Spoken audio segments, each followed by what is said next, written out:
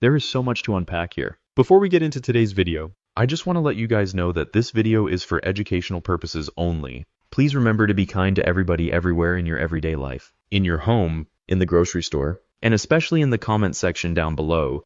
Please do not show hate to anybody anywhere. So good morning, good morning, good morning. How is everybody doing today? I hope you all are having an amazing day.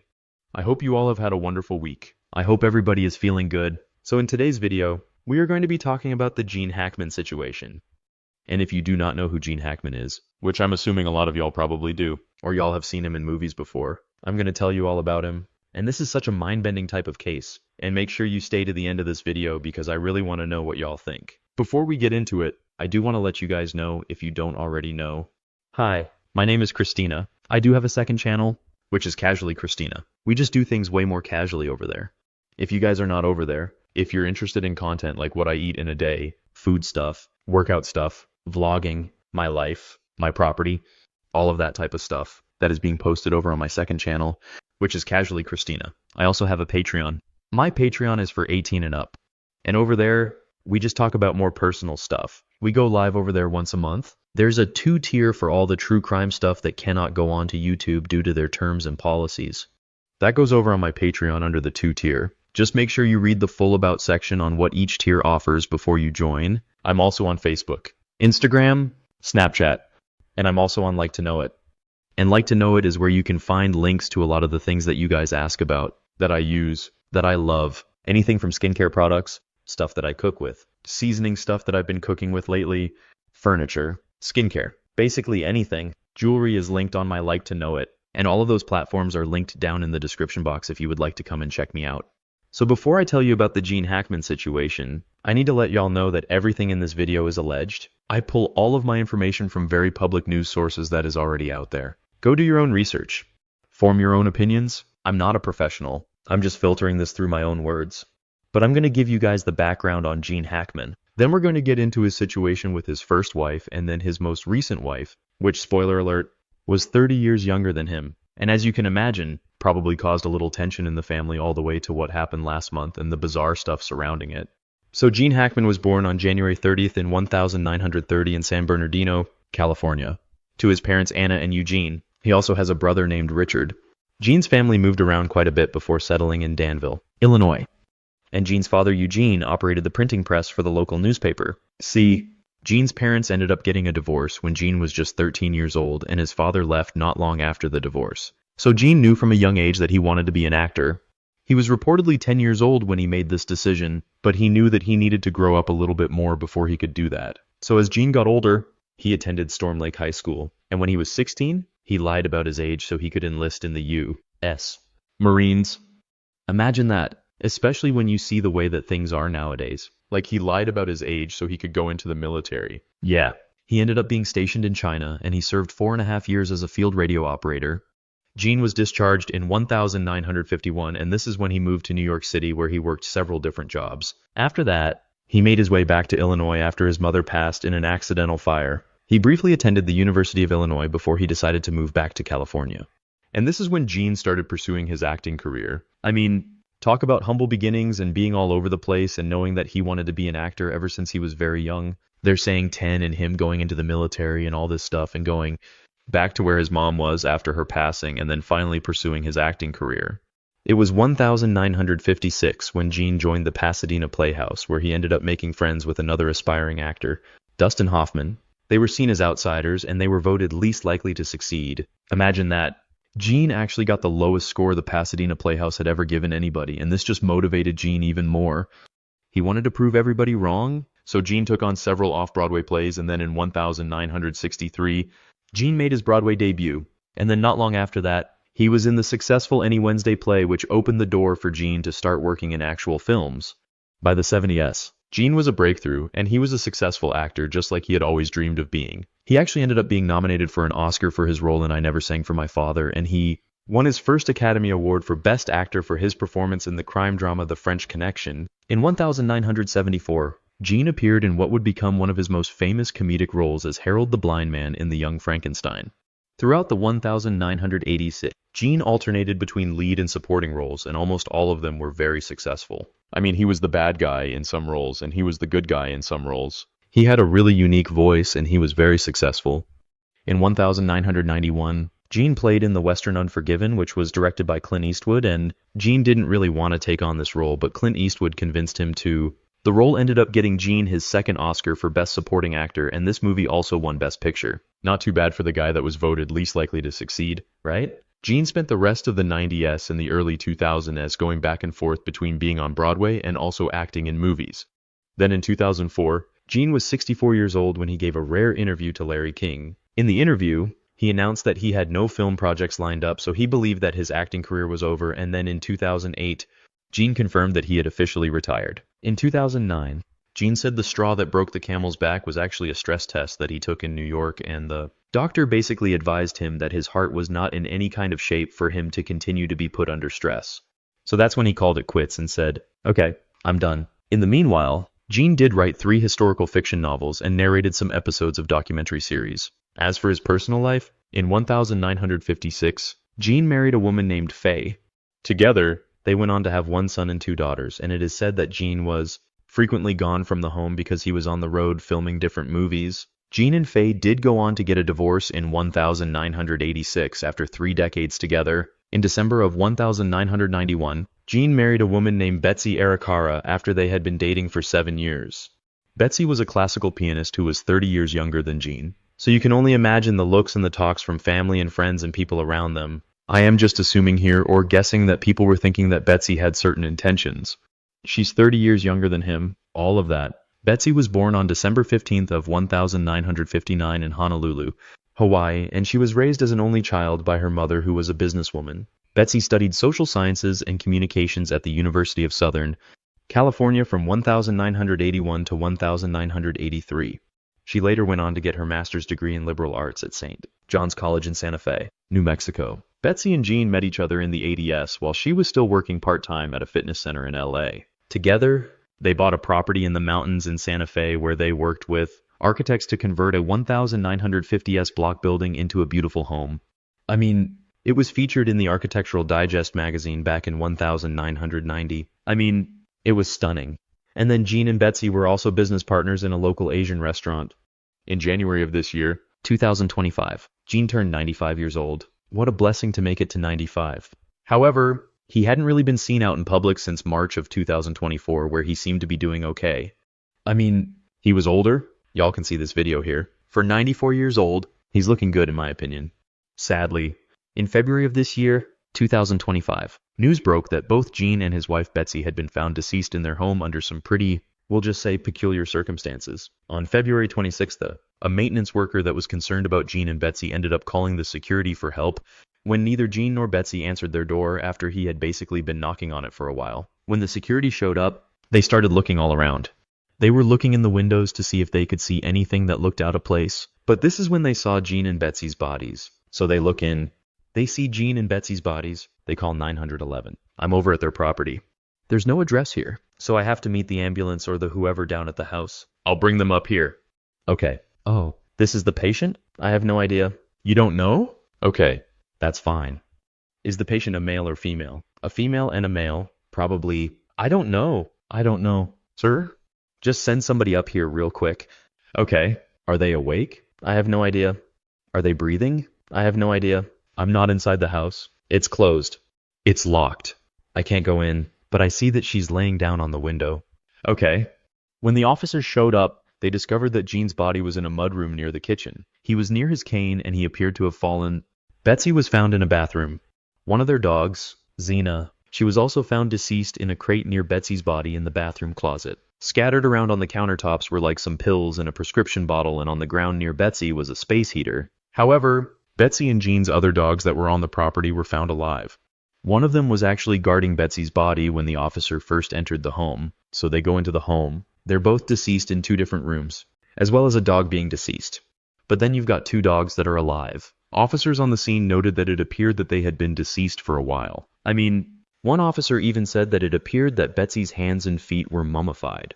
Here's some body cam footage from an officer that responded that day. I would communicate with her pretty much on a weekly basis. Just a normal person, you know, and all of a sudden to see that both of them, bro. Sorry. Nobody went in? No. Nobody went in? No. EMTs went in? EMTs were the first ones, and they're very brief. Just the medics. Yeah, just brief. And I told them we were supposed to go in, and they were like, okay. Because I was like, you can be in there. We don't know. I've got a way to get a hold of his kids. And so a friend of theirs, I got a hold of him. He's got a hold of the lady that's in charge of the estate, and she's saying that she just talked to Betsy a couple of days ago. So I don't see how, but she wants you to call her. Yeah, we will. We're just trying to, because who they are. I don't have one on me. I just want to keep this limited as much as possible, because once this gets out, you know how this is going to turn out.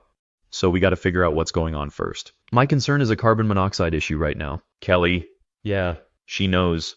So I want to have them test. Joey, do you want to come up here? Because I'm going to need help with the dogs, and you can give them this information. So her family, okay, they know what's happened up here. Her family, he has a couple of kids. Okay, from previous, they didn't have any kids together. Okay, well, we just now found a way to get in contact. Right? Let's just try to limit. Yeah. Oh yeah. Everyone, we were telling the MT guys, look, you guys, please don't tell anybody. So anyone that I'm involving is close because I worked for him for 16 years. Everything was tight. I've worked for him for 28, and the bottom line was don't ever mention our name. Right? Privacy. No, that's understandable. Like I said, we just want to figure out what's going on. Oh, sure. No, I understand, because that's going to be the question. What happened? And we need to figure that out. Obviously, the situation seemed a bit strange. And when the sheriff gave his first press conference, he said this, what's the latest on the investigation into the, we've struggled to release as much information as we have, that the search warrant was executed, just before 10 o'clock p.m. last night. And so they've been working diligently through the night and starting again in the morning to completely process the scene. Can you confirm if they have been deceased for a long period of time? I was told maybe a week or two. All I can say is they have been deceased for quite a while. That's a determination that's better suited for OMI and the experts. But it sounds like they had been deceased for a while, and I don't want to take a guess in reference to how long that was. You guys are ruling out foul play, though. We're not ruling it out. What I did state was there was no obvious sign or indication of, a foul play. There was no immediate sign of foul play. Haven't ruled that out yet. This is an investigation, so we're keeping everything on the table. I think the autopsy is going to us a lot, and any evidence that we collect, but I haven't ruled any of that out yet. Can you talk about the carbon monoxide? I know they tested for that. Yeah. So, obviously it's not, I wouldn't say odd, but, it's not normal to find two people deceased in the residence. That's concerning. And then there was also a dog that was in a kennel that was also found deceased. We don't know the cause of that, obviously, but, on our experience and working on cases like this, that is a possibility. Because of that, we called in the fire department. We called in P&M to go through the house, do some testing to figure out if it was even safe for our officers to go in and process the scene and execute the warrant. They stated that it was safe. I don't have the details of exactly what they located or what they didn't locate. It was determined that it was safe. We had been going in and out of the house. I don't know if that affects, if there was a concentration of any gas, including carbon monoxide. So, that's yet to be determined. So they did not suspect foul play, but the circumstances of their passing were definitely suspicious enough to warrant some sort of investigation. Then on March 7th, the medical examiner released her findings, and she determined that Betsy passed first after suffering from hantavirus, which is, I had never heard of this before, y'all, but it is allegedly a flu-like virus that is transmitted through rodent droppings. She said the gene had passed from a combination of severe heart disease, high blood pressure, and advanced Alzheimer's disease. The cause of death for Ms. Betsy Hackman, age 65 years, is hantavirus pulmonary syndrome.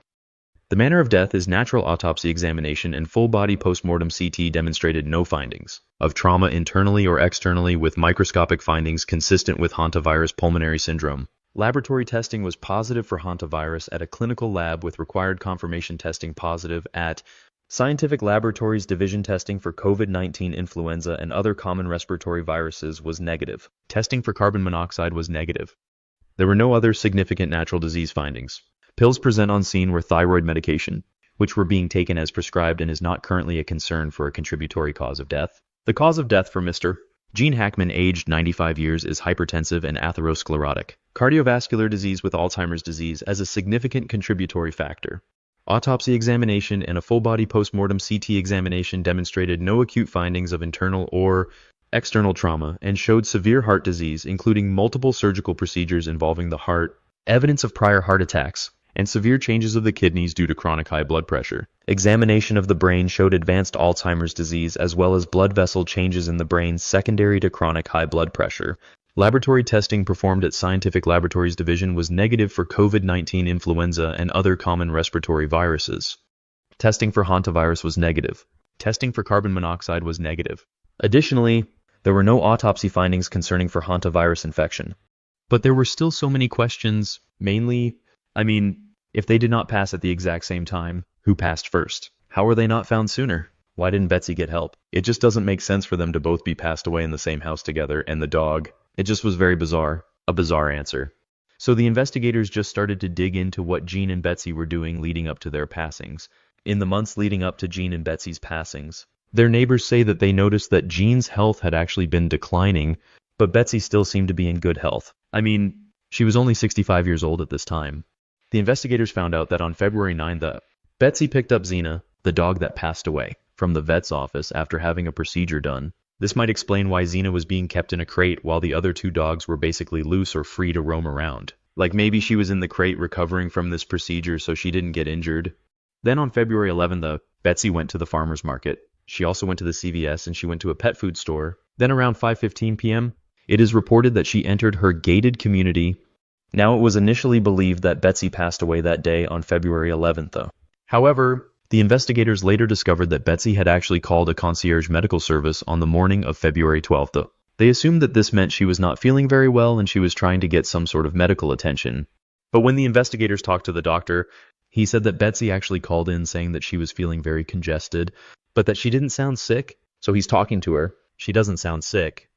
Betsy's saying, "I'm very congested." The doctor said that Betsy asked if she could use her hyperbaric chamber, which is when you get into this pressurized chamber so you can breathe pure oxygen. The doctor said that he told her basically, "No, you need to come in first.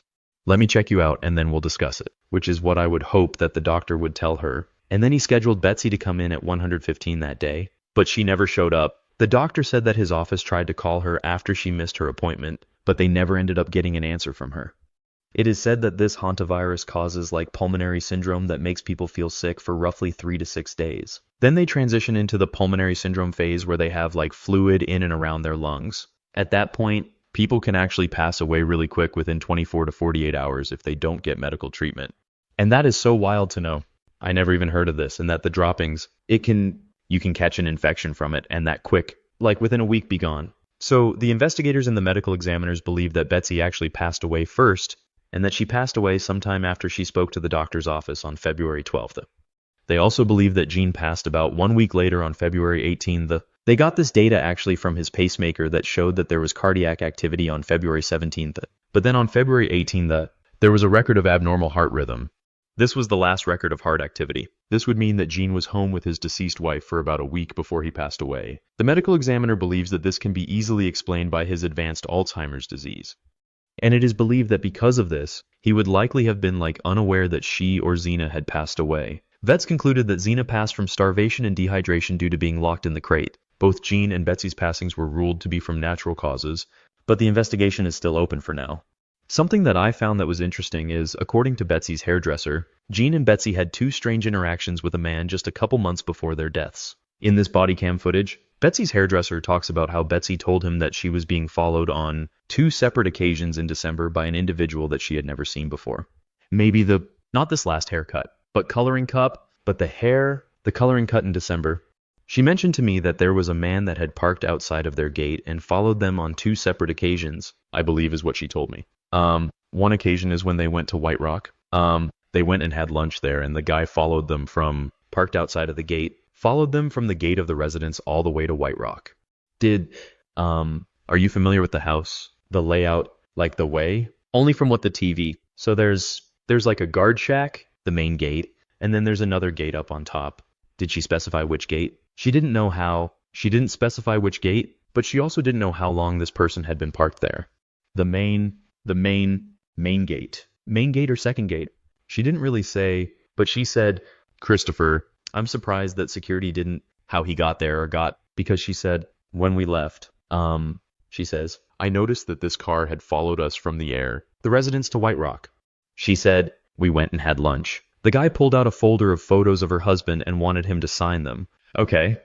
And I said, we were sitting here and I said, that's so weird because Santa Fe's not a place of paparazzi stuff. But I said to her, I said, this is weird. I said, this is not Santa Fe. I said, did you call or say anything? And she said, I told him that she approached him and said, I told him he needed to have more respect. Yeah. And so she says we left, and then I think it was the same person followed them towards Peckles. Now you may be wondering what is going to happen to Gene's $80 million estate. Well, Gene did have a will that was created back in 1995, and it lists Betsy, his wife, as his sole inheritor to his fortune. Now, Betsy's will states that if her and Gene passed within 90 days of each other, that she would like all of the proceeds of their estate to go to charity. Seems a bit strange given that Gene has children, and when I heard that, I felt like, I don't know. I don't have that type of fortune. If anybody has that type of fortune, I would love to know if that's maybe like a normal thing, that a way you're trying to set it up so somebody doesn't come after you. But it almost seems set up like they knew somebody could come after them someday. I mean, this was set up back in 1995. Again, I'm sure in my opinion, people had issues about the age gap. They always do. But especially back then, 30 years. Obviously she loved him. She was still living with him and taking care of him all the way up until he just passed away at 95, and she was 65. But nobody would have been able to tell that back then. People would have thought probably she just works at this gym and now she marries him and he changes his will to only include her in it. I would have to guess there was some family drama going on there. Now, Gene's son has since hired a trust and an estate attorney, which, I bet he has. I mean, hello.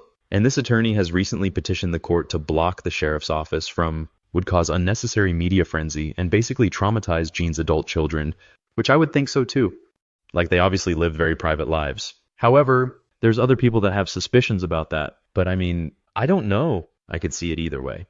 New Mexico's laws already blocks public access to sensitive images, so the judge ruled that photos and videos showing Gene and Betsy's bodies along with audio discussing the will not be released to the public. However, the judge did rule that the final autopsy report, the toxicology report, and the depictions of Xena can be released to the public.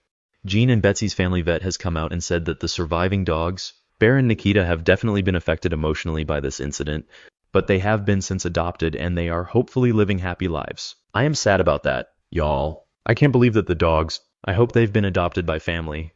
It seems like there could have been some family drama there, but I don't know. Like the two dogs, their whole lives were uprooted. It seems like some sort of family member would have taken them if they could. You never know people's situations. Sometimes they can't, but I believe the dogs were adopted out separately. It would have been nice if I don't know. So that is the story. I find it so interesting and intriguing. You know, at the end of the day, it seems like the two of them did love each other. They were still together after all this time, and she was taking care of them. And if what the coroners say is true of how it happened, that is so sad. I mean, it's sad regardless. But you think about, well, I mean, him having Alzheimer's, maybe he didn't know.